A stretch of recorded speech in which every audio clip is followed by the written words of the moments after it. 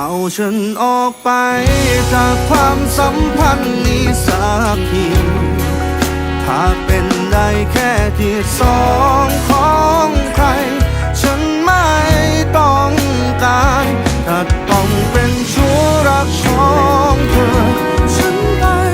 เองดีกว่าไม่อยากทำร้ายใครเธอควรเลิกต้องใจรักเรามันผิดตั้งแต่เริ่มแรก